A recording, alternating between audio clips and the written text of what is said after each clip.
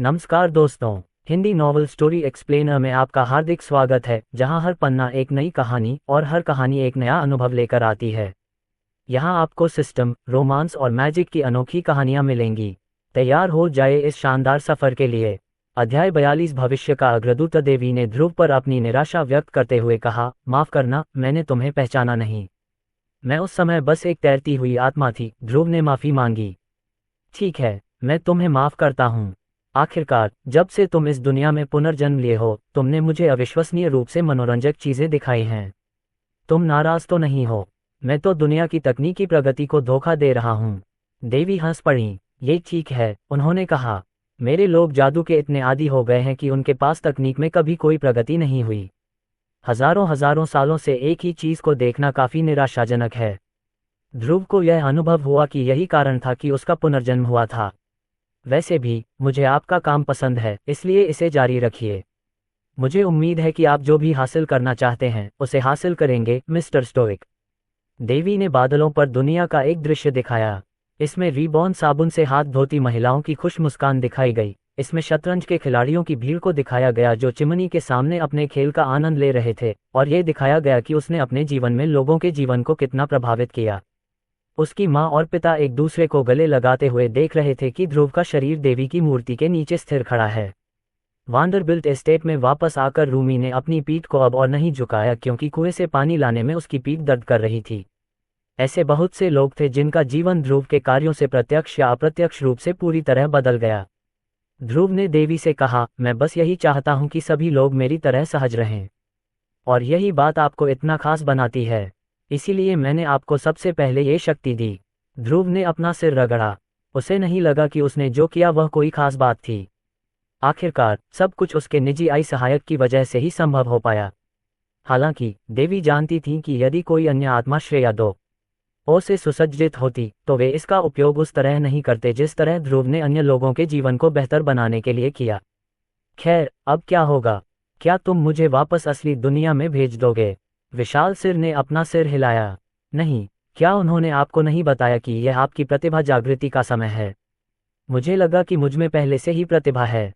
मेरे पास पहले से ही एक सर्वोच्च कौशल है। देवी ने ठहाका लगाया। इससे तुम्हें प्रतिभा पाने से छूट नहीं मिल जाती। चाहे तुम्हें पसंद हो या नहीं, मैं इसे तुम पर थोप दूंगी। ध्रुव ने कंधे उचका दिए। हमेशा की तरह, अगर वह इस बारे में कुछ नहीं कर सकता, तो बहस करना बेकार है। सभी को आरामदायक बनाने के अपने सपने को पूरा करने के लिए आपको दुनिया भर में आविष्कारों को फैलाना जारी रखना होगा। हालांकि, यह आसान नहीं होगा। आपको बहुत प्रतिस्पर्धा का सामना करना पड़ेगा। ये तो बताना ही पड़ेगा कि कुछ लोग अपनी संस्कृति और अपने विश्वास में इतने उलझे हुए हैं कि उन्हें अपने आविष्कारों को स्वीकार करने के लिए प्रभावित करना आपके लिए मुश्किल होगा। इसे आसान बनाने के लिए मैं आपको एक ऐसी प्रतिभा दूंगा जो आपको और आपके सहयोगियों को अपने क्षेत्र में शीर्ष स्थान प्राप्त करने में मदद करेगी। मैं आपको ये प्रतिभा प्रदान करता हूँ, भविष्य का अग्रदूत। ध्रुव को अपने सिर से लेकर पैरों तक गर्माहट का एहसास हुआ। कुछ सेकंड के लिए वह किसी पवित्र आभा से आच्छादित हो गया, फिर वह आभा उसकी त्वचा में समा गई। और उस प्रतिभा के साथ एक सर्वोच्च कौशल आता है जिसे उपहार प्रदान करना कहते हैं। तभी ध्रुव को परिचित सिस्टम स्क्रीन दिखाई दी।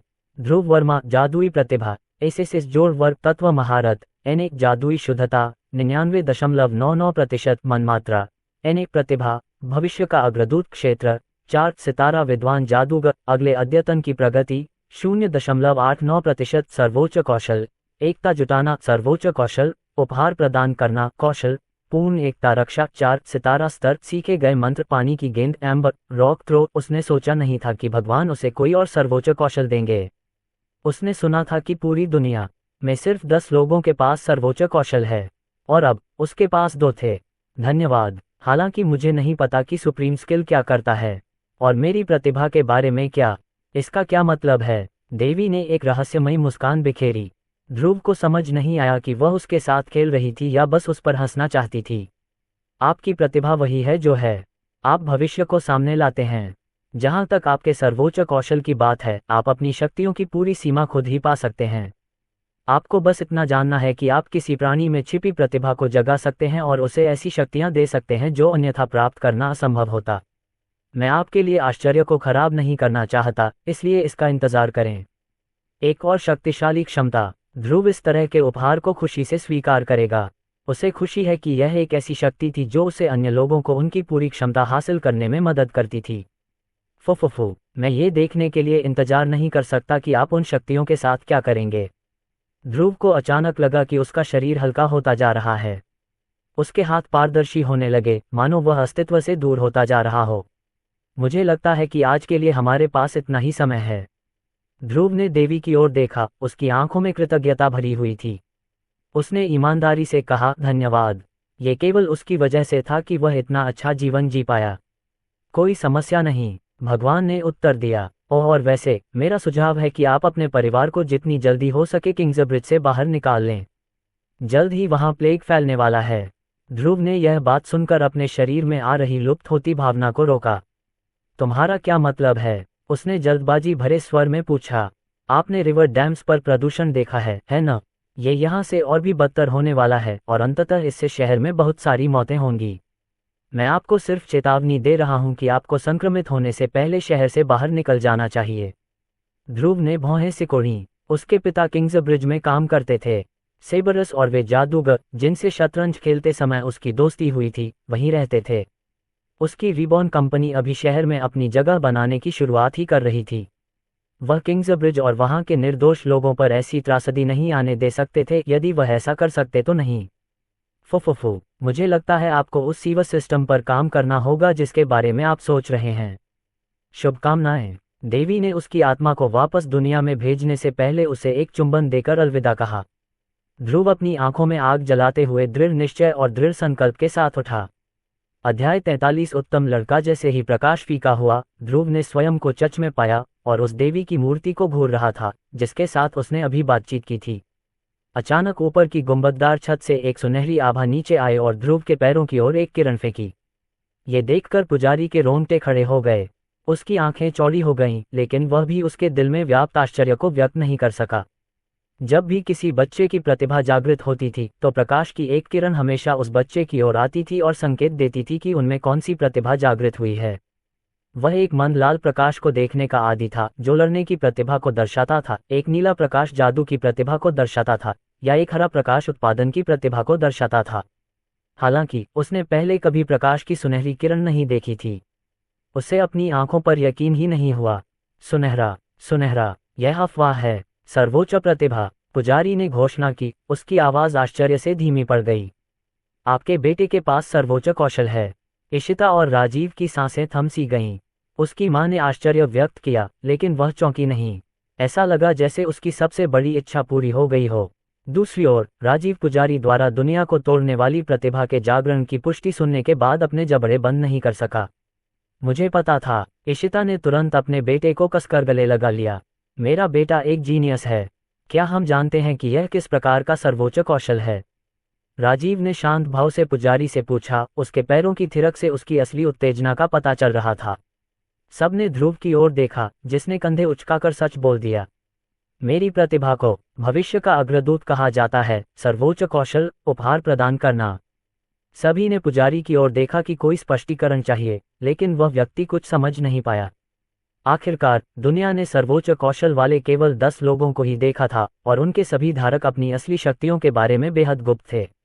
और फिर भी ध्रुव का सर्वोच्च कौशल अन्य सर्वोच्च कौशलों से पूरी तरह से अलग हो सकता है। पुजारी ने समझाया, हम उस परम कौशल की वास्तविक सीमा नहीं जानते, केवल देवी ही यह जानती हैं। ध्रुव को इसे स्वयं खोजना होगा। इससे कोई फर्क नहीं पड़ता। यह एक सर्वोच्च कौशल है। मुझे यकीन है कि यह मेरे बेटे को दुनिया से भी बड़ी ऊंचाइयों तक ले जाएगा। इशिता ने उत्साह से कहा। वह ध्रुव को प्यार से दबाने से खुद को नहीं रोक पाए और अपनी उत्तेजना को नियंत्रित करने की कोशिश करने लगी। अपने बेटे की प्रतिभा के बारे में उसकी सारी शेखी आखिरकार सच साबित हुई। बेटा, अगर तुम्हें किसी भी तरह की मदद की जरूरत हो, किसी भी तरह की, तुम किसी भी समय हमारे पास आ सकते हो, राजीव ने अपने बालों को सहलाते हुए कहा। लेकिन राजीव ने देखा कि ध्रुव इतना अद्भुत हुनर पाकर उतना उत्साहित नहीं था जितना होना चाहिए था। उसका बेटा परेशान लग रहा था। क्या हुआ? उसने ध्रुव से पूछा। ध्रुव ने अपने माता पिता से कहा, एक काम है जिसमें मुझे मदद की जरूरत है पापा। देवी ने मुझे बताया है कि अगर डैम्स नदी की समस्या को ठीक नहीं किया गया तो किंग्स ब्रिज में प्लेग आ जाएगा। राजीव, इशिता और पुजारी सभी ने ध्रुव को अजीब भाव से देखा। बेटा, तुमने देवी से बात की? राजीव ने चिंता और आश्चर्य के मिश्रण के साथ कहा। यह असंभव है, पुजारी ने इनकार कर दिया। हम नश्वर लोग देवी से बात करने के योग्य नहीं हैं। प्रतिभा जागृति से गुजरने वाले सभी बच्चे अपने बचपन की अलग अलग बातें याद करते हैं। तुम जरूर सपना देख रहे होगे। ध्रुव ने सीधे चेहरे से कहा, यह सच है, मैंने उससे बात की है। और जैसे ही पुजारी ध्रुव को यह उपदेश देने वाले थे कि ऐसी चीजों के बारे में झूठ बोलना कितना बुरा है, दीवारों पर रखी मोमबत्तियां अचानक हवा के एक झोंके से बुझ गईं, जिससे पूरा स्थान काले रंग से ढक गया। कुछ सेकंड के पूर्ण अंधकार के बाद बत्तियों से पुनः लपटें निकलने लगीं, जिससे चर्च का आंतरिक भाग प्रकाशित हो गया। पुजारी ने अपना मुंह खोला और बंद किया, लेकिन उसकी जीभ से कोई भी शब्द नहीं निकल पाया। और इससे पहले कि वह इसे महज संयोग बता पाता, आकाश में बिजली चमकने की जोरदार गर्जना के साथ एक जोरदार दुर्घटना घटी। यदि यह ईश्वर का संकेत नहीं था तो फिर क्या था? हा, मुझे लगता है कि जब किसी बच्चे को सर्वोच्च प्रतिभा दी जाती है तो चीजें अलग होती हैं। हा, मुझे जाना होगा। पुजारी ने तुरंत उसे अलविदा कह दिया और खुद को अपने कमरे में कैद कर लिया।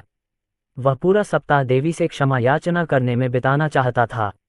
अगर ध्रुव इतना खास था कि उसे सर्वोच्च प्रतिभा प्राप्त हुई, तो यह स्पष्ट होना चाहिए था कि उस पर देवी की कृपा थी।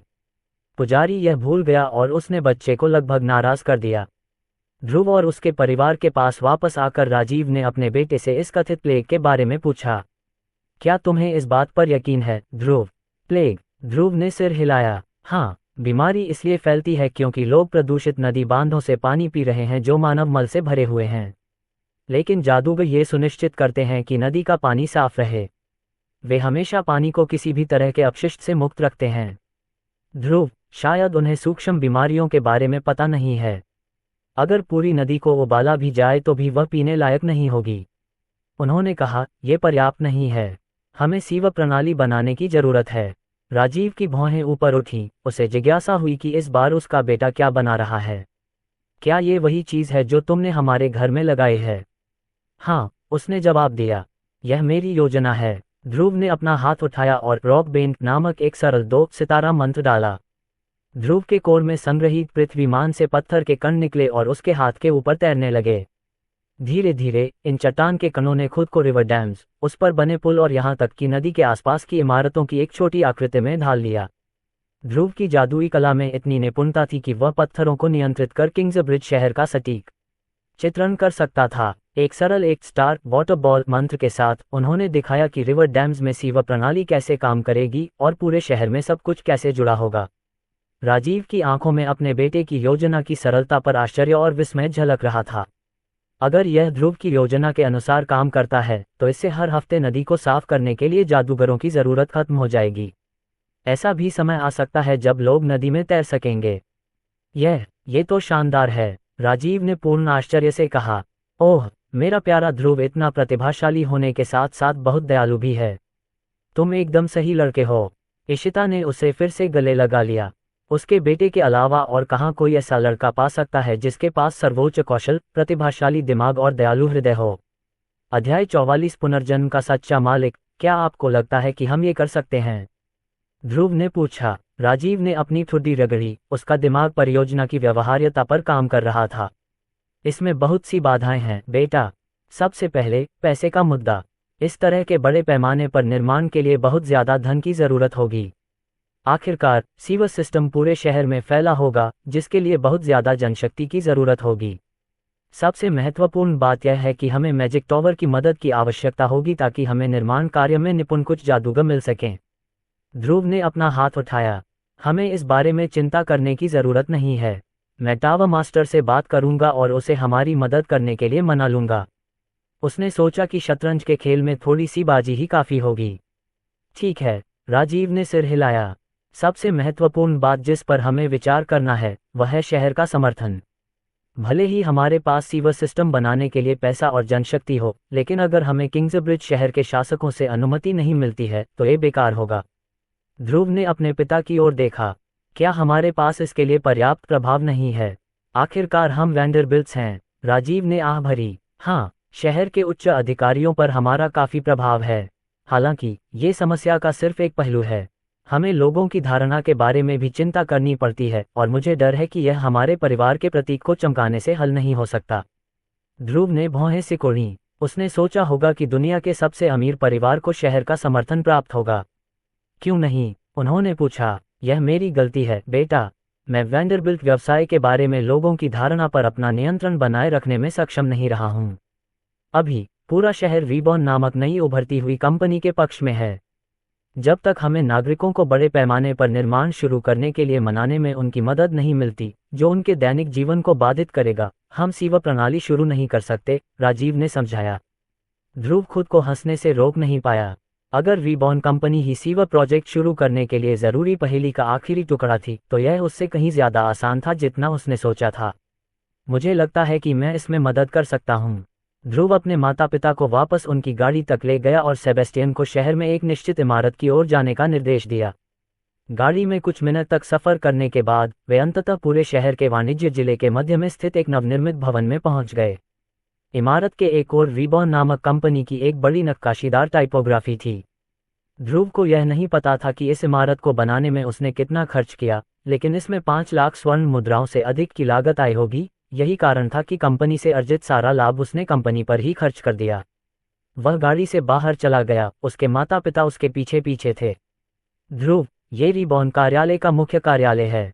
हम बिना किसी उचित बैठक के यहाँ नहीं आ सकते, राजीव ने ध्रुव को रोकने के लिए उसकी गर्दन खींचते हुए कहा।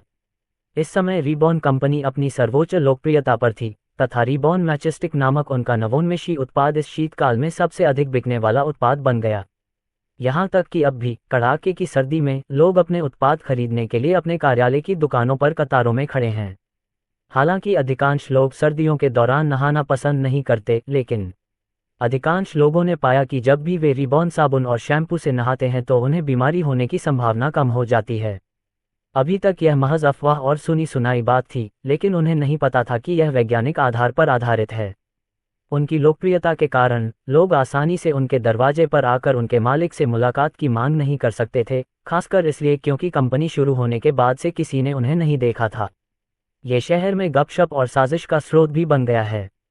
वैंडरबिल्ट होने के बावजूद भी राजीव को यकीन था कि वह अपने प्रभाव का इस्तेमाल करके रीबॉर्न बॉस से मिलने की कोशिश नहीं कर सकता। सब ठीक है पिताजी। ध्रुव ने फिर से दरवाजे से होकर जाने की कोशिश की, लेकिन राजीव ने उसके कंधों को मजबूती से पकड़ रखा था। राजीव ने कहा, उनके दरवाजे से घुसना पहली नज़र में अच्छा प्रभाव नहीं डालता। ये बेहतर होगा कि हम उन्हें पत्र के माध्यम से स्थिति समझाएं और एक बैठक का अनुरोध करें। मैंने सुना है कि रीबॉर्न का मालिक एक उदार व्यक्ति है जो मौद्रिक लाभ को प्राथमिकता नहीं देता है। मुझे यकीन है कि वह सीवर प्रणाली में मदद करना चाहेगा क्योंकि इससे पूरे शहर को लाभ होगा। यहाँ तक कि इशिता ने भी ध्रुव को अंदर घुसने से रोकने की कोशिश की। ध्रुव प्रिय, बाहर बहुत ठंड है, हमें वापस गाड़ी में बैठ जाना चाहिए, उसने कहा। उसकी सर्दियों की टोपी पर बर्फ जमने से वह कांप रही थी। चिंता मत करो माँ, पिताजी, मैं आपको दिखाऊंगा। ध्रुव अंततः आगे बढ़ा और दरवाजा खोला तो देखा कि क्लर्क और सहायक अपने डेस्क पर काम कर रहे थे। वे सब अपना काम रोककर उस 10 वर्षीय लड़के की ओर देखने लगे जो उनके कार्यालय में घुस आया था। इससे पहले कि वे कुछ कह पाते, बॉस के कमरे का दरवाजा अचानक खुल गया और दिया कमरे से बाहर आकर ध्रुव को घूरने लगी। युवा मास्टर, उसने कहा जैसे ही उसकी नज़र उसके पीछे गई और उसने इशिता और राजीव को देखा।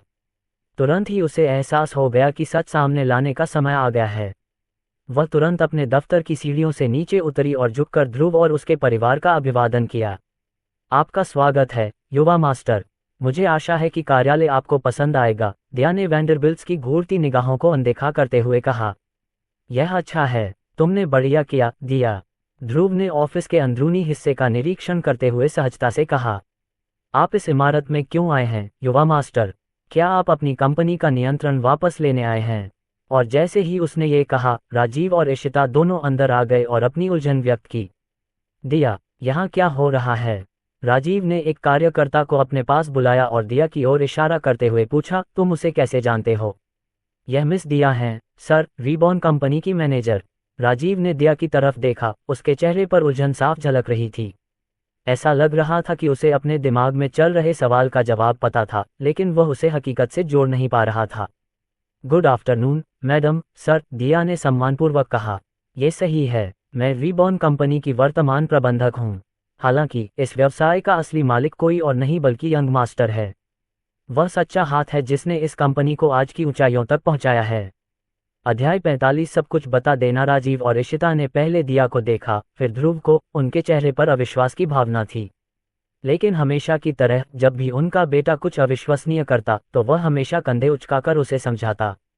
ध्रुव ने बताया, यह एक छोटी सी चीज़ है जिसे मैंने 5 साल की उम्र में शुरू किया था। पता चला कि मैंने जो साबुन और शैम्पू बनाया है वह बहुत से लोगों में बहुत लोकप्रिय है, लेकिन ये भी उसके माता पिता की जिज्ञासा को संतुष्ट करने के लिए पर्याप्त नहीं था। ध्रुव, तुमने रिबॉन साबुन और शैम्पू बनाया, इशिता ने कहा। उसके चेहरे के भाव उसके लंबे सुनहरे बालों से छुप गए। उसके उदास चेहरे को देखकर ध्रुव को दोषी महसूस हुआ। माफ करना माँ, मुझे आपको पहले ही बता देना चाहिए था। मैं तो बस। और इससे पहले कि वह कुछ और समझा पाता, इशिता अचानक उछल पड़ी और अपने हाथ हवा में फैलाकर अपने पैरों पर घूमने लगी। यह शायद उसकी अब तक की सबसे बड़ी खुशी रही होगी, उससे भी ज्यादा जब उसे पता चला कि ध्रुव के पास एक सर्वोच्च कौशल है। मेरे प्यारे बेटे के पास रिबॉन है। हा हा हा, मैं सबसे भाग्यशाली माँ हूँ। इसका मतलब है कि तुम मुझे सभी प्रकार के साबुन और शैम्पू दे पाओगे, है ना प्रिय? शायद तुम मुझे उन उत्पादों के नमूने भी दोगे जो अभी तक जनता को नहीं बेचे गए हैं, है ना? इशिता ने पूछा। उसकी आंखें चमक रही थीं। यह कोई रहस्य नहीं था कि इशिता उन महिलाओं में से एक थी जो रिबॉन के क्लीनिंग उत्पादों की खुशबू से मंत्रमुग्ध थी। अब भी उसकी त्वचा से फूलों और शहद की खुशबू आती थी।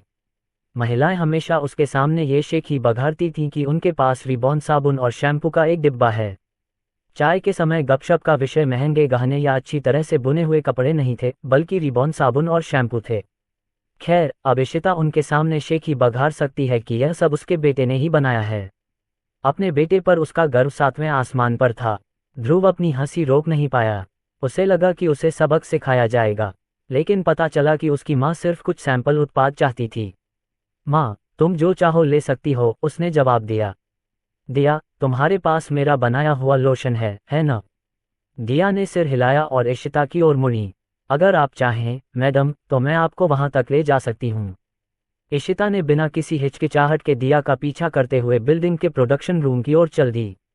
रास्ते में इशिता ने दिया से बात की कि इतनी सफल कंपनी बनाने में उनके बेटे का कितना बड़ा योगदान है। इस बीच वैंडरबिल्ट पिता और पुत्र अकेले रह गए। अधिक सटीक रूप से कहा जाए तो वे वैंडरबिल्ट व्यवसाय के मालिक थे, जो शहर की पूर्व अग्रणी कंपनी थी, और रिबॉन के निर्माता थे, जो एक उभरती हुई कंपनी थी जिसने वैंडरबिल्ट व्यवसाय से जनता की स्वीकृति छीन ली थी। राजीव ने अपना माथा रगड़ा और अविश्वास में सिर हिलाया। इस पूरे समय आप रिबॉन के मालिक थे? वह कंपनी जिसने पिछले 5 वर्षों में किंग्सब्रिज में संपूर्ण वैंडरबिल्ट व्यवसाय को 2 गुना बेचा। उसका स्वामित्व उनके बेटे के पास था। हर कोई सोचता था कि रिबॉन की रचना विदेश से आए किसी गुप्त मुगल द्वारा की गई थी, जिसे अपने झंडे तले समस्त राज्यों या देशों का समर्थन प्राप्त था। आखिर वे ऐसे अभिनव उत्पाद कैसे बना सकते थे? उन्हें शुरू से ही एक बेहतरीन उत्पाद बनाने के लिए बहुत ज्यादा धन मिला होगा। किसी ने भी नहीं सोचा होगा कि इसे एक 10 साल के लड़के ने बनाया होगा, विशेषकर उसके पिता ने तो बिल्कुल नहीं। ध्रुव ने अपना सिर नीचे झुका लिया। मुझे खेद है पिताजी, मुझे पता है कि रिबॉन वैंडरबिल्ट व्यवसाय में परेशानी पैदा कर रहा है। इससे पहले कि वह कुछ कह पाता, राजीव घुटनों के बल बैठ गया और अपने बेटे को गले लगा लिया। उसके चेहरे पर आंसू बहने लगे। मुझे गर्व है बेटा, अविश्वसनीय रूप से मैंने रिबॉन कंपनी को एक नवजात व्यवसाय से, जो केवल साबुन और शैम्पू बेचता था, एक अच्छी कंपनी के रूप में विकसित होते देखा है, जिसने पूरे शहर पर कब्जा कर लिया है। भले ही वे मेरे प्रतिस्पर्धी थे, लेकिन मैं उनके द्वारा पेश किए जा रहे अभिनव विचारों और उत्पादों से अविश्वसनीय रूप से प्रभावित था। और सबसे महत्वपूर्ण बात यह है कि वे शहर में हर किसी के जीवन में सुधार कर रहे हैं, चाहे वे अमीर हो या गरीब। मैं उनकी प्रशंसा करता हूं और रिबॉन के मालिक से मिलने के लिए उत्सुक हूं ताकि उन्हें बता सकूं कि उन्होंने इस शहर के लिए कितना कुछ किया है। मैं उनकी कितनी सराहना करता हूं। और यह पता चला कि यह मेरा बेटा है। आपने रिबॉन बनाया है? राजीव ने अपनी आंखों से आंसू पोंछते हुए हंसते हुए कहा। हा, मुझे पता होना चाहिए था। नल और plumbing system, hot springs, cycle जैसे आपके आविष्कार, सब कुछ अब समझ में आता है। केवल आप ही रिबॉन के मालिक हो सकते थे। ध्रुव मुस्कुराया, उसकी आंखें नम और चमकीली थीं। धन्यवाद पिताजी। हालांकि ये दयालु शब्द मेरे विस्तार को धीमा करने के लिए पर्याप्त नहीं होंगे। मैं इस शहर से वैंडरबिल्ट व्यवसाय को खत्म कर दूंगा, ध्रुव ने मजाक में कहा। राजीव ने पहले तो खूब ठहाका लगाया और फिर ध्रुव के सिर पर हाथ फेरा तथा उसके माथे पर थपकी दी। ध्रुव द्वारा अपने माता पिता को सच्चाई बताने के बाद वे सभी और अधिक बातचीत करने के लिए दिया के कार्यालय में गए। ध्रुव ने अपने माता पिता के साथ 1 घंटे तक इस बारे में बात की कि रिबॉन कंपनी में सब कुछ कैसे हुआ और उसने साबुन और शैम्पू का अपना पहला क्रेट कैसे बेचा। उन्होंने न केवल उनके अद्भुत उत्पादों पर बल्कि उनके व्यावसायिक कौशल पर भी आश्चर्य व्यक्त किया। कोई भी साधारण 5 वर्षीय बच्चा यह नहीं सोच सकता कि किसी कंपनी में ब्रांडिंग महत्वपूर्ण होगी। उदाहरण के लिए, शतरंज का नाम रिबॉन शतरंज रखने से कंपनी पूरे देश में जादूगरों और जादूगरों के बीच मशहूर हो गई। भले ही वे कंपनी को न जानते हों, लेकिन उन्हें नाम पता होगा। राजीव को एहसास हुआ कि उनके बेटे में व्यापार के लिए प्रतिभा है। ये थोड़ा डरावना भी था। जब भी ध्रुव ने बताया कि उसने विशिष्ट व्यावसायिक निर्णय क्यों लिए, तो राजीव को याद आ गया कि उसके अपने पिता वैंडरबिल्ट व्यवसाय के बारे में क्या कहते थे। राजीव को यकीन था कि अगर ध्रुव अपने दादा से मिलेगा तो वे दोनों एक ही जैसे हो जाएंगे। वह व्यक्ति जिसने वैंडरबिल्ट व्यवसाय को जमीन से लेकर दुनिया के शीर्ष तक पहुंचाया, वह निश्चित रूप से ध्रुव की प्रतिभा की सराहना करेगा। ध्रुव जितना अधिक अपनी प्रतिभा और हुनर का प्रदर्शन करता, राजीव को उतना ही अधिक विश्वास होता कि वह अपने दादा पर अच्छा प्रभाव डालेगा। जब वे पारिवारिक संपत्ति पर आएंगे तो वह ध्रुव को उनसे मिलवाने के लिए इंतजार नहीं कर सकेंगे। अध्याय 46 जागृत प्रतिभा। ध्रुव के माता पिता द्वारा व्यवसाय जगत में उसकी उपलब्धियों पर 1 घंटे तक चर्चा करने के बाद ध्रुव ने बातचीत का विषय पुनः सीवा प्रणाली पर ला दिया। दिया, हम तुम्हारे पास इसलिए आए हैं क्योंकि मैं कंपनी के प्रभाव का उपयोग एक बड़े प्रोजेक्ट पर करना चाहता हूँ। बड़ा प्रोजेक्ट है, सर। ध्रुव ने सीवर सिस्टम के साथ रिवर डैम्स का वही पुनर्निर्माण किया। इससे दिया को यह विचार काफी जल्दी समझ में आ गया। ध्रुव ने चेतावनी देते हुए कहा, हमें ऐसा करना ही होगा, अन्यथा शहर में महामारी फैल जाएगी। दिया ने आश्चर्य से अपना मुंह ढक लिया और हौंफने लगी। प्लेग का जिक्र आते ही दिया के मन में अप्रिय यादें ताज़ा हो गईं। वह उस स्थिति से मुश्किल से बच पाई थी। वह नहीं चाहती थी कि कोई और लड़की भी उसके जैसे अपने माता पिता को खो दे। उनकी तीखी निगाहें इस महामारी को रोकने के उनके दृढ़ संकल्प को दर्शा रही थीं, चाहे इसके लिए उन्हें कोई भी कीमत चुकानी पड़े। युवा मास्टर, हम क्या कर सकते हैं? उसने पूछा। राजीव ने बताया कि सीवर प्रणाली का निर्माण शुरू करने के लिए उन्हें केवल किंग्सब्रिज के सभी नागरिकों की स्वीकृति की आवश्यकता थी। यह विशेष रूप से कठिन समस्या थी, क्योंकि एक सर्वव्यापी सीवर प्रणाली बनाने से, जो सभी घरों और भवनों को डेम नदी से जोड़ती, नागरिकों के दैनिक जीवन में बाधा उत्पन्न होती। ऐसे बहुत कम लोग होंगे जो किसी को अपनी इमारत की पूरी मंजिल गिराकर एक अजीब सीवर प्रणाली बनाने की अनुमति देंगे, जिसे वे समझ नहीं पाते। वैंडरबिल्ट व्यवसाय और रिबॉन कंपनी के संयुक्त संसाधनों के साथ भी ये कार्य पूरा करना कठिन था। ये सब तुम पर डालने के लिए क्षमा करें, दिया। जब से मैंने तुम्हें कंपनी का प्रबंधन सौंपा है, तब से तुम पर बहुत सारी जिम्मेदारियां आ गई हैं। दिया ने सिर हिलाया। नहीं, कोई बात नहीं, युवा मालिक। सच तो यह है कि मैं रूमी जितनी मेहनती नहीं हूँ, न ही मैं दूसरी नौकरानियों जितनी सफाई में अच्छी हूँ। लेकिन जब से आपने मुझे अपनी कंपनी की जिम्मेदारी दी है, मैं जिंदा महसूस कर रही हूँ। मेरा दिल धड़क रहा है। मुझे लगता था कि मैं जीवन भर नौकरानी बनकर रहना चाहती थी, लेकिन मुझे एहसास हुआ कि मैं हमेशा यही चाहती थी। मैं एक कंपनी का प्रबंधन करना चाहती हूँ। मैं ऐसे निर्णय लेना चाहती हूँ जिससे कंपनी का विकास हो। मैं चाहती हूँ कि हमारे उत्पादों का उपयोग करते समय सभी के चेहरे पर मुस्कान आए। और अब आपने मुझे एक महामारी को रोकने में मदद करने का मौका दिया। वही महामारी जिसने मेरे माता पिता को लील लिया।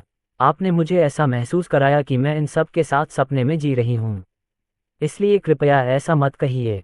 मुझे आपके लिए काम करना अच्छा लगता है, उसने कबूल किया। कृपया मुझे किंग्सब्रिज के लोगों को महामारी से बचाने में आपकी मदद करने दीजिए। हताशा में दिया ने ध्रुव का हाथ पकड़ लिया और विनती करने लगी।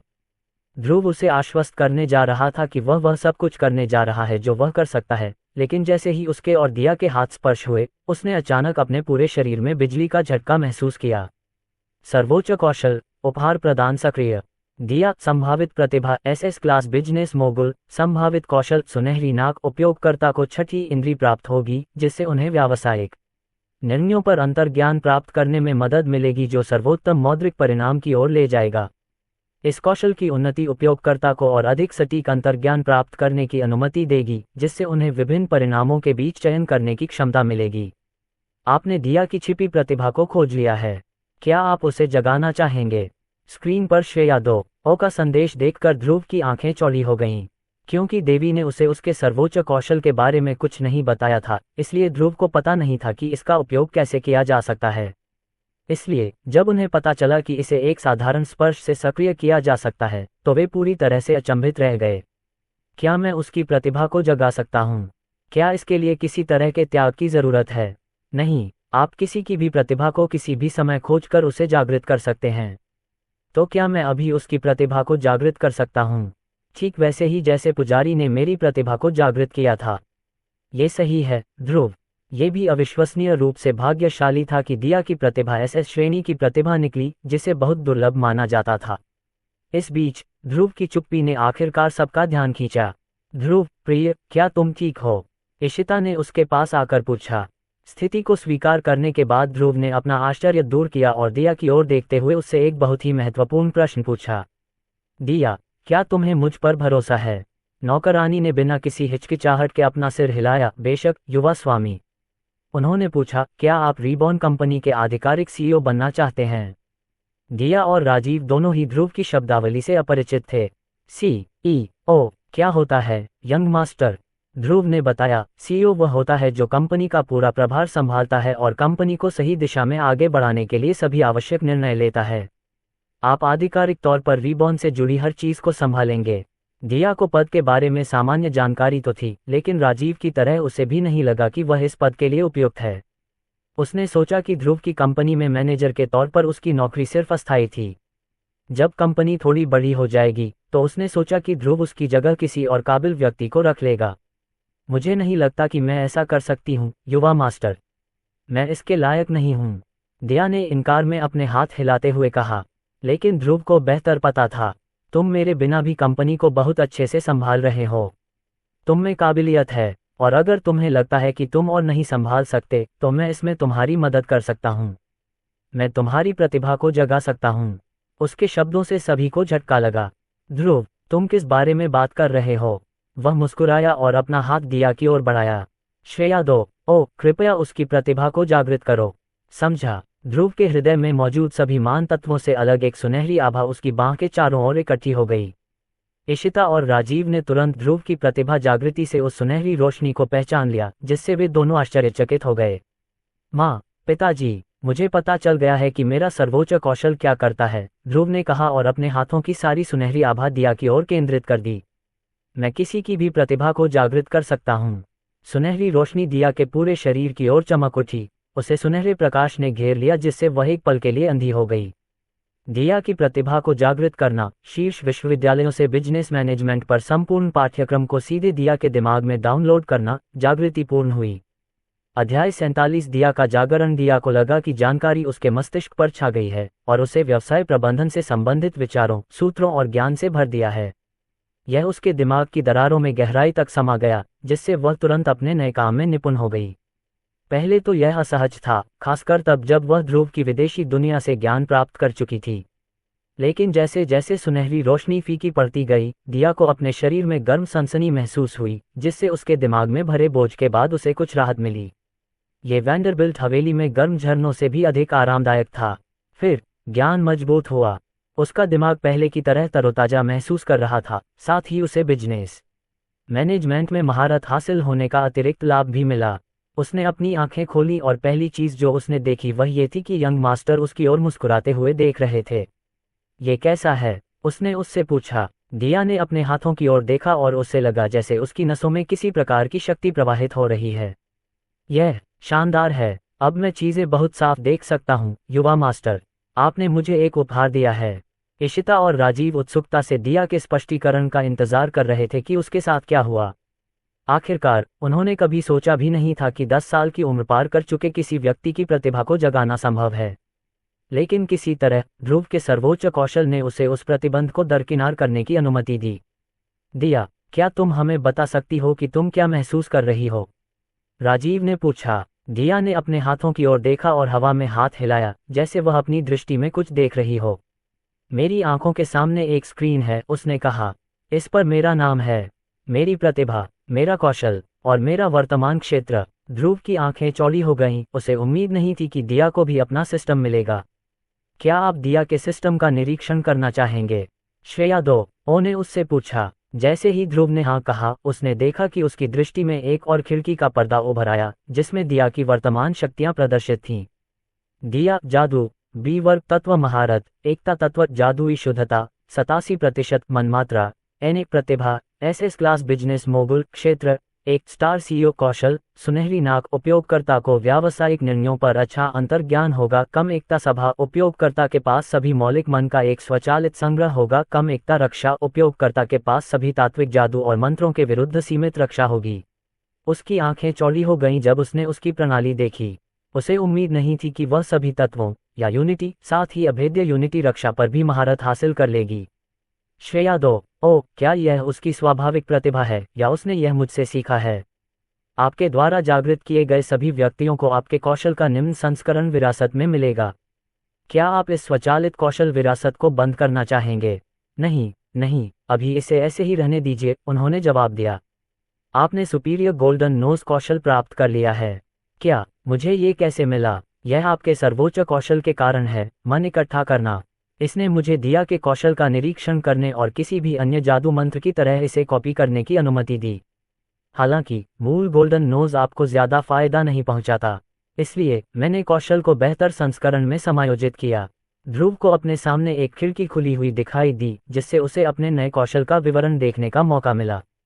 सुपीरियर गोल्डन नोज उपयोगकर्ता को परिस्थितियों और निर्णयों का सहज बोध होगा जिससे वह प्रतिभाशाली व्यक्तियों को खोज सकेगा। दिया के गोल्डन नोज कौशल के विपरीत ध्रुव को मौद्रिक लाभ के बजाय प्रतिभाशाली लोग मिलेंगे।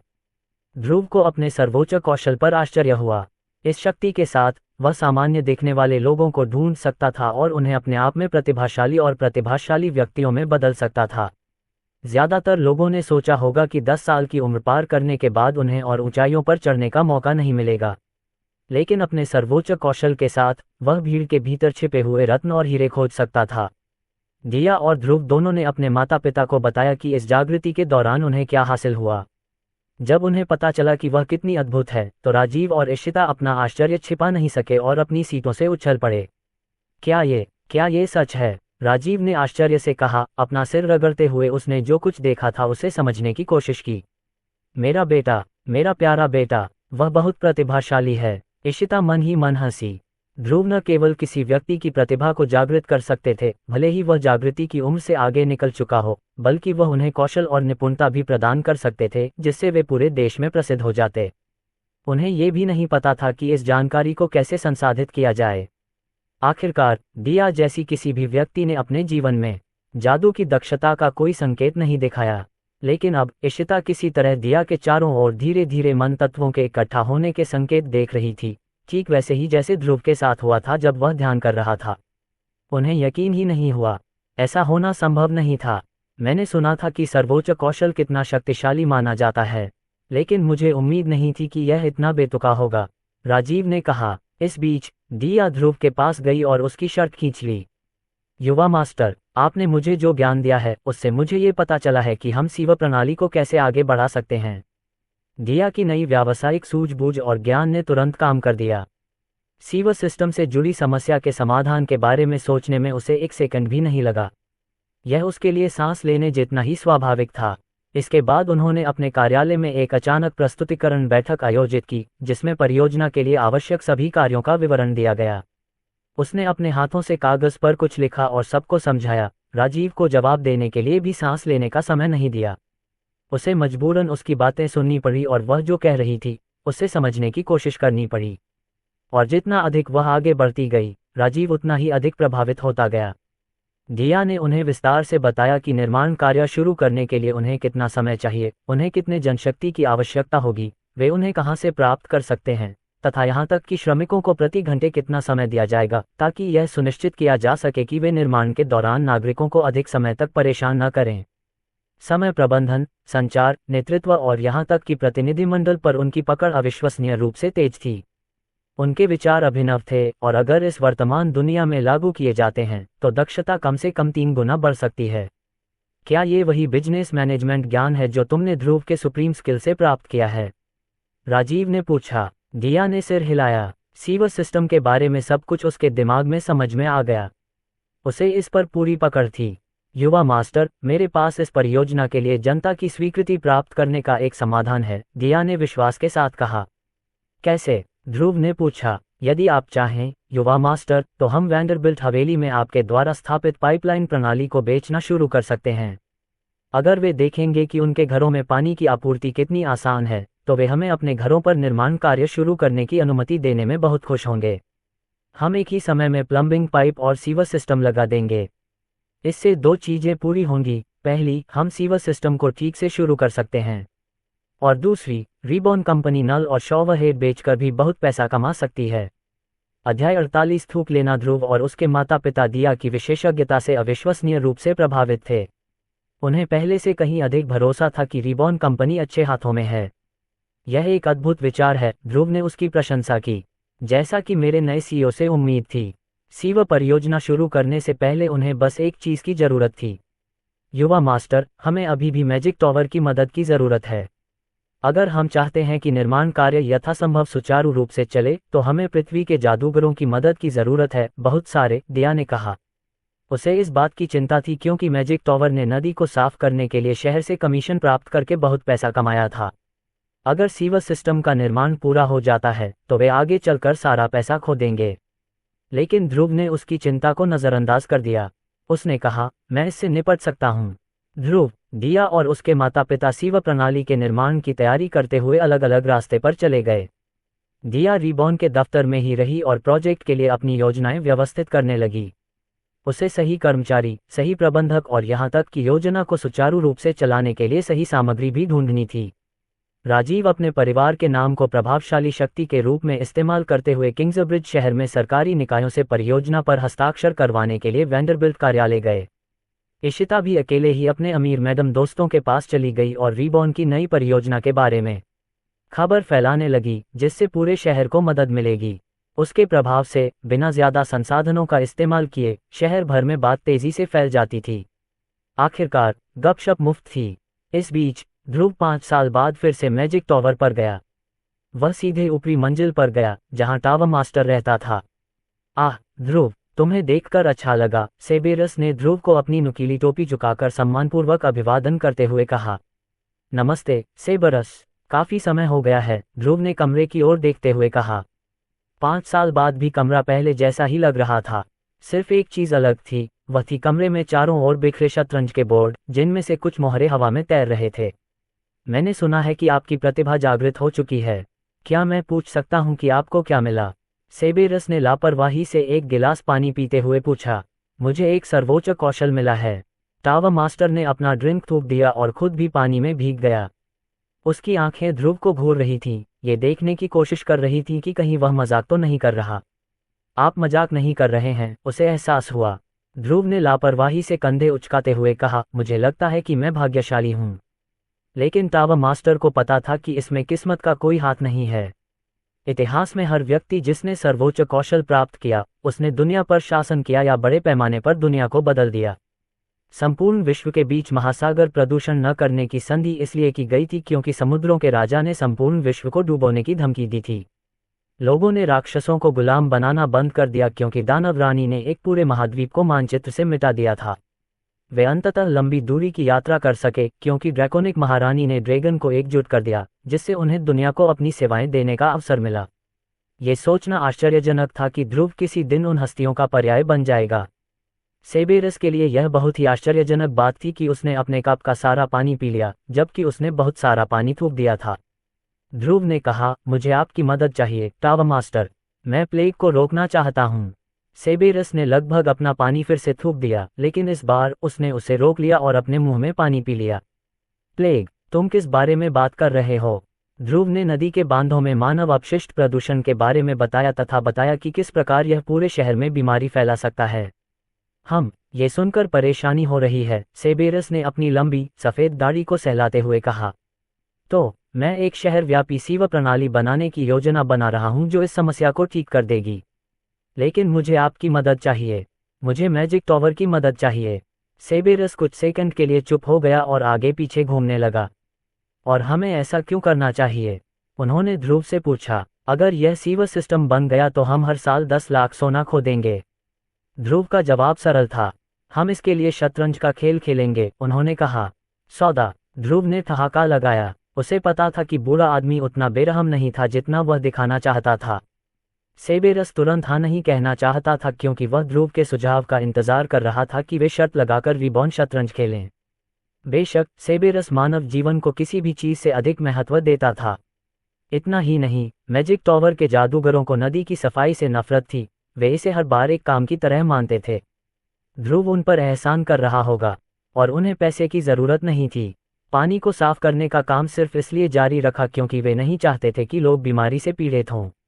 वे जानते थे कि यह एक अस्थायी समाधान था, लेकिन अब जब ध्रुव सीवर सिस्टम लेकर आया है तो वे आखिरकार इस समस्या को हमेशा के लिए हल कर सकते हैं।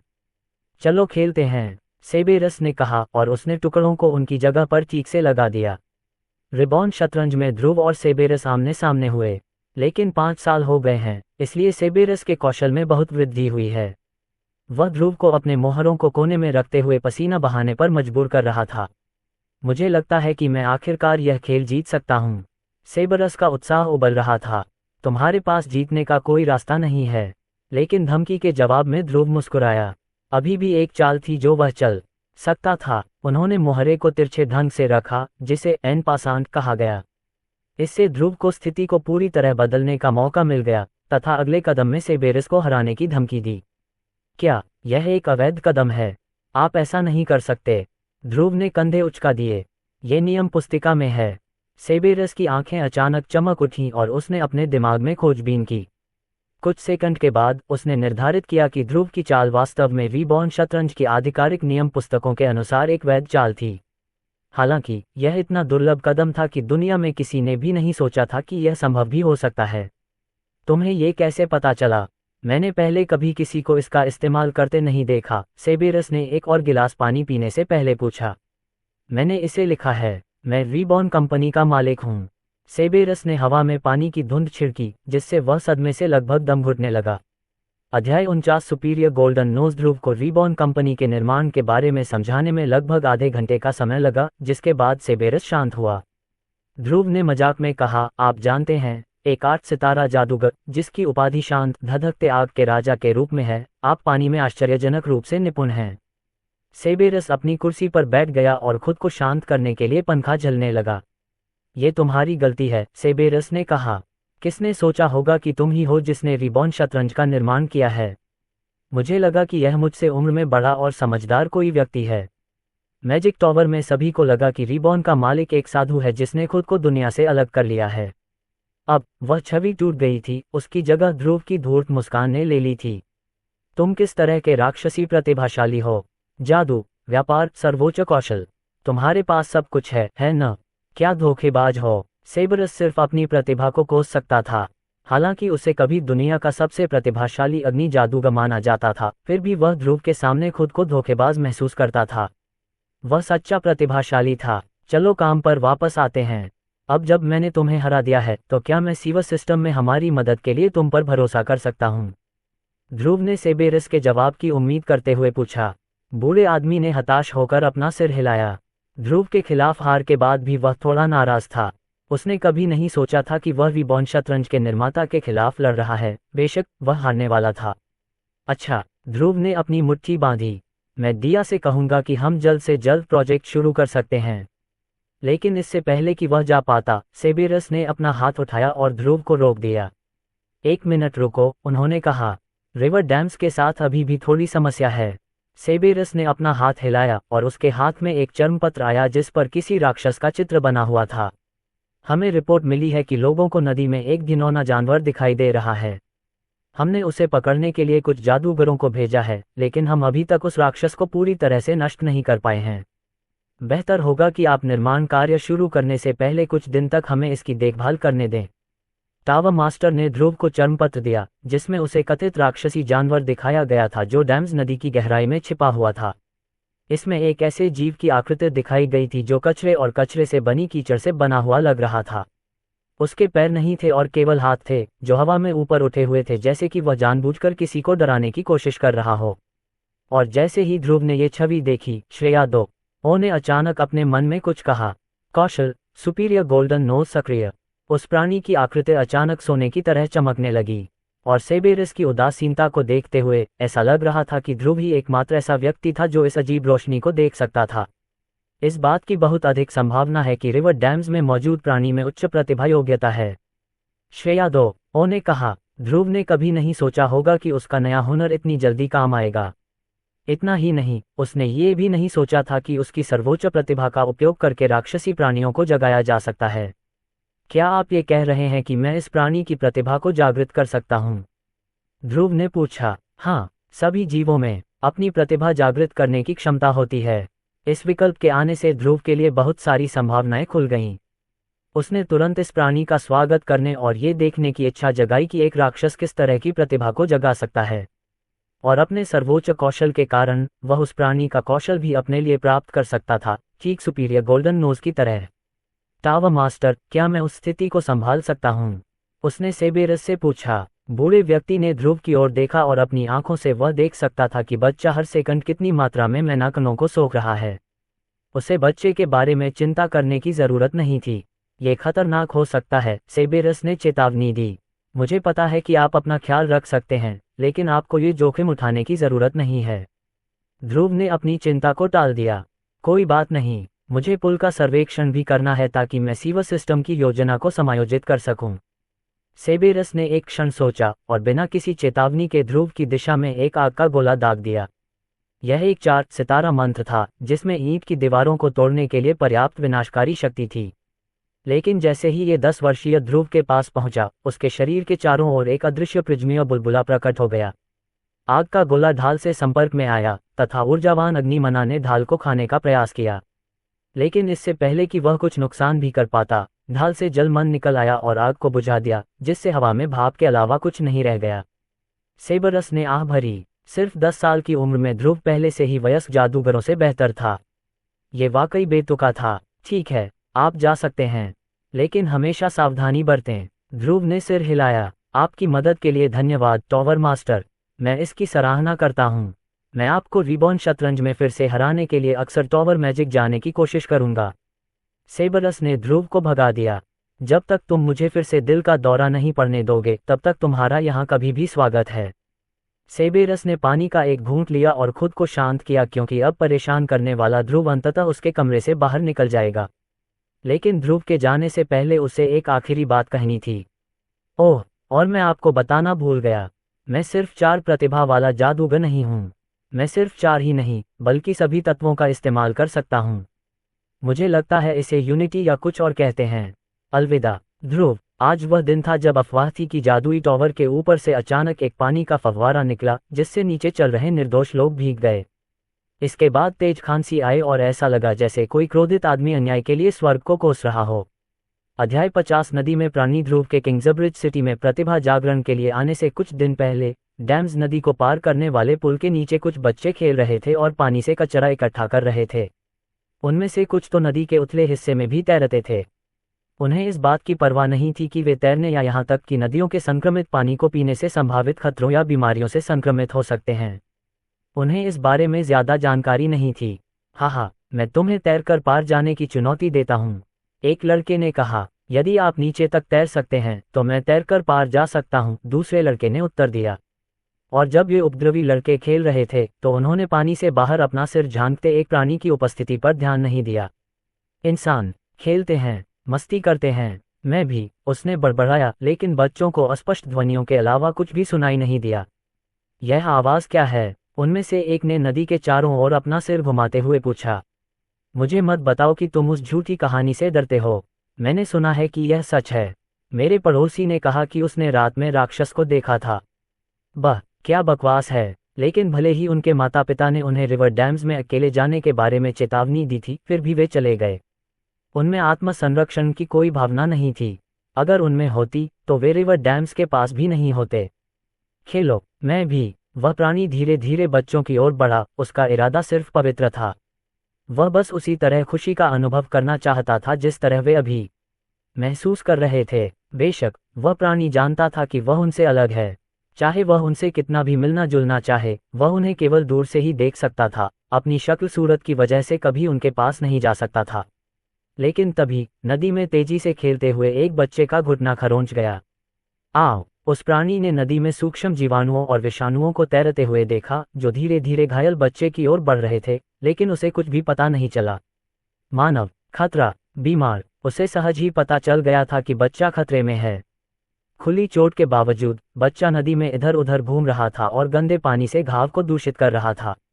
उसे कुछ तो करना ही था। उसके शरीर से हरे रंग की रोशनी निकलने लगी।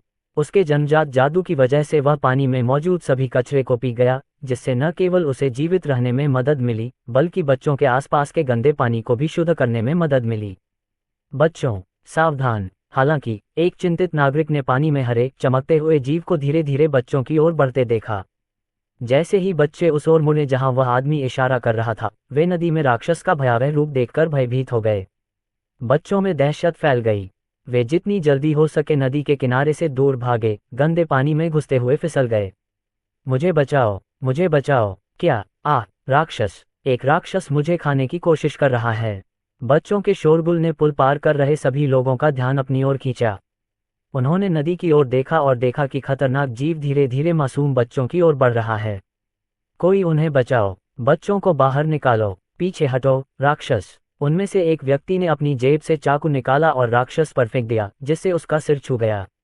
ये देखकर बाकी लोगों ने पुल से चीजें फेंकना शुरू कर दिया ताकि वे उस राक्षस को भगा सके जो बच्चों को खाने की कोशिश कर रहा था। लेकिन जब उस प्राणी के सिर पर पत्थरों और फावड़ियों से प्रहार किया जा रहा था, तब भी वह बच्चों की ओर बढ़ता रहा। आखिरकार घायल बच्चा अभी भी पानी में था। अगर वह जीव अभी चला गया तो वायरस और बैक्टीरिया लड़के के घाव को दूषित कर देंगे और उसे मार देंगे। बच्चा बीमारी से ग्रसित हो जाएगा। आखिरकार लड़के को ठोस पैर मिला और वह नदी की धारा से बाहर निकलने में सक्षम हो गया। लेकिन फिर उसने कुछ देखा। उसने अपने घुटने में खरोंच को देखा और पाया कि यह जादुई रूप से ठीक हो गया है। यह लगभग गायब हो गया था, केवल उस क्षेत्र में थोड़ी सी लालिमा थी। बच्चे ने नदी की ओर देखा और देखा कि वह प्राणी उसे घूर रहा है। फिर वह जीव नदी की गहराई में उतर गया, मानो वह केवल उसके सुरक्षित होने का ही इंतजार कर रहा हो। कुछ घंटों बाद जब स्थिति शांत हो गई, लड़के के लाख विरोध के बावजूद उस जीव की तलाश शुरू हुई। उन्हें लगा कि यह खतरनाक है। उन्हें लगा कि इसी वजह से लोग इस पानी से बीमार हो रहे हैं। उन्होंने राक्षस को खत्म करने की कोशिश की। वर्तमान पर वापस आते हैं। ध्रुव ने नदी के बांधों का निरीक्षण किया और कचरे को सतह पर तैरते हुए देखा। कम से कम इतना तो कहना ही पड़ेगा कि यह घिनौना था। श्रेया दो, ओह, क्या तुम कोई ऐसा मंत्र बना सकती हो जो उस भयंकर गंध को रोक सके?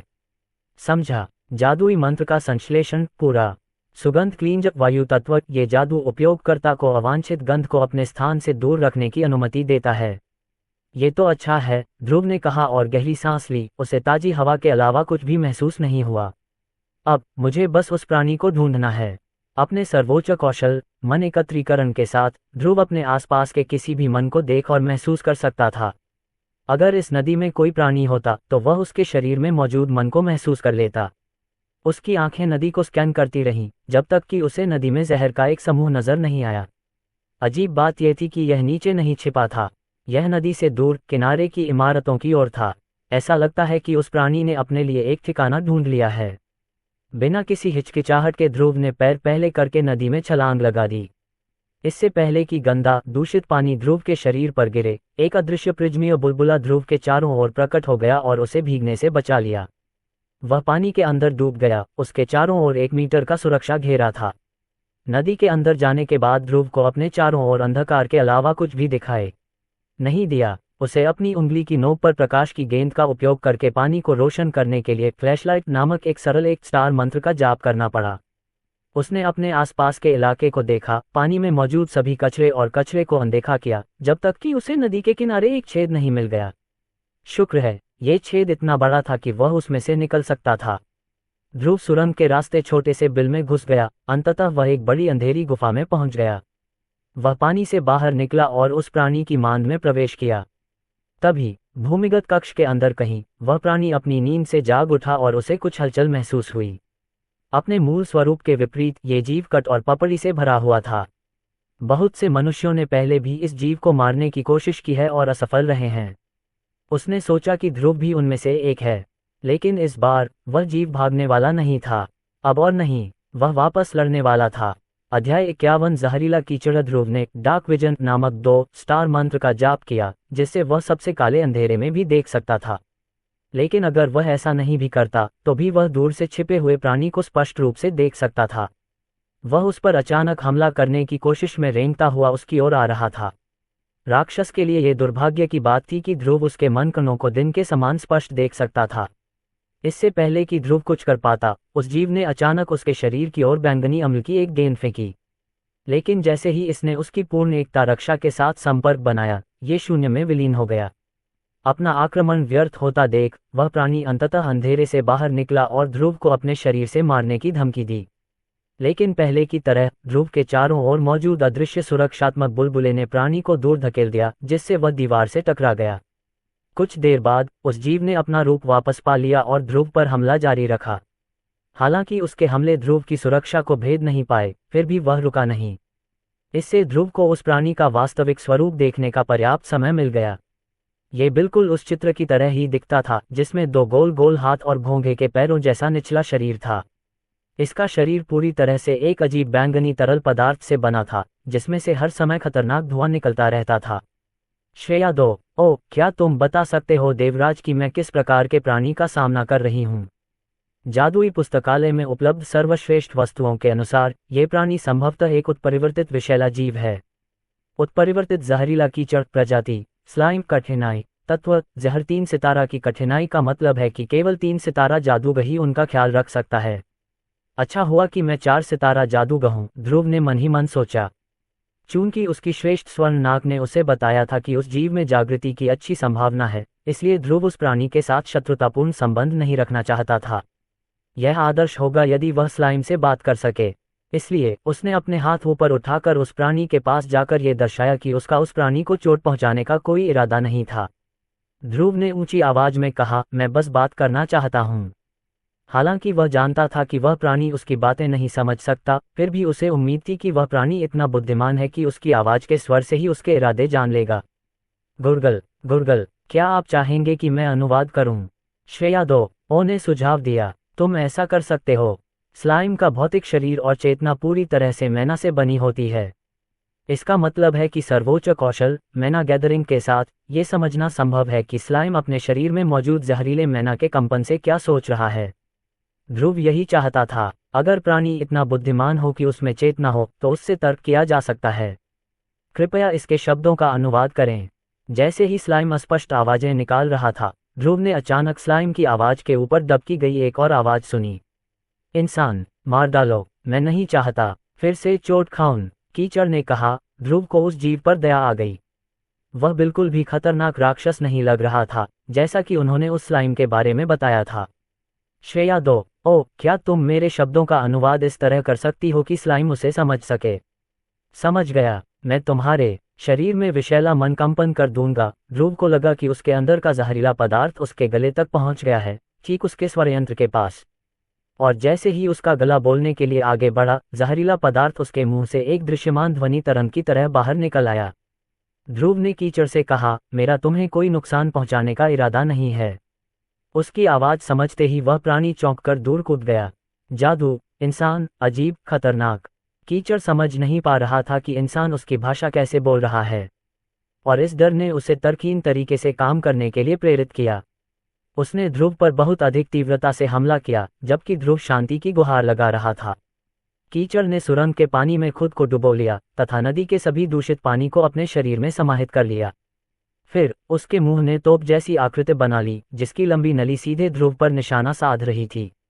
कीचड़ से पानी बाहर निकल आया, जिससे उसे वायरस और बैक्टीरिया से भरे गंदे पानी में भीगने का खतरा पैदा हो गया। लेकिन हमेशा की तरह पानी की बड़ी धारा ध्रुव के रक्षात्मक बुलबुले से टकराते ही उससे दूर चली गई। मानव, मजबूत, उसने पूरी तरह से डरते हुए कहा। मैं तुम्हें चोट नहीं पहुंचाना चाहता, ध्रुव ने कहा और धीरे धीरे कीचड़ की ओर चला गया। लेकिन उसने यह नहीं देखा कि इसका उल्टा असर हुआ था। स्लाइम के नजरिए से ध्रुव इतनी सहजता से अपनी ओर बढ़ रहा था कि उसने स्लाइम के सबसे बड़े हमलों को ऐसे नजरअंदाज कर दिया जैसे कि कुछ भी नहीं था। यहाँ तक कि कुछ मनुष्यों और जादूगरों को भी इस पानी के विस्फोट से बचकर भागना पड़ा। लेकिन ध्रुव को नहीं, नहीं, दूर रहो, मैं मरना नहीं चाहता, स्लाइम चिल्लाया जब ध्रुव ने उसे गुफा की गहराई में कोने में ले गया। जब स्लाइम को लगा कि उसकी मौत आ गई है, तो उसने सबसे घातक हमला करने में कोई हिचकिचाहट नहीं दिखाई। उसका चिकना शरीर बैंगनी रंग में चमकने लगा तथा इस अंतिम प्रहार के लिए उसके शरीर में मौजूद सभी बहुमूल्य विष का उपयोग होने लगा।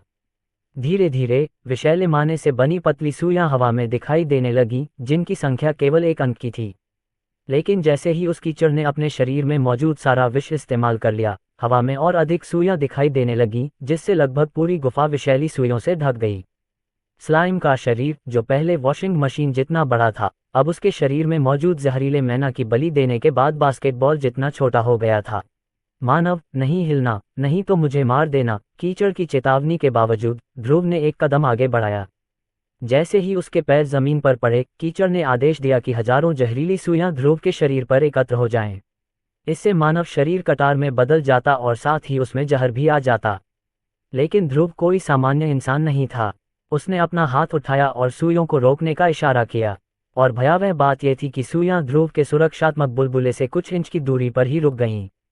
जैसे ही स्लाइम को महसूस हुआ कि जहरीली सुइयों पर उसका नियंत्रण उसकी पकड़ से फिसल गया, सुइयां हिलने लगीं। इसे छीन लिया गया। ध्रुव ने अपनी उंगली घुमाई और जहरीली सुइयों ने उसके आदेश का पालन करते हुए कीचड़ की ओर मुंह कर लिया। यह उनके सर्वोच्च कौशल की असली शक्ति थी, मन एकत्रीकरण। इससे उसे समस्त मन पर नियंत्रण करने की अनुमति मिल गई, चाहे वह उसका हो या नहीं।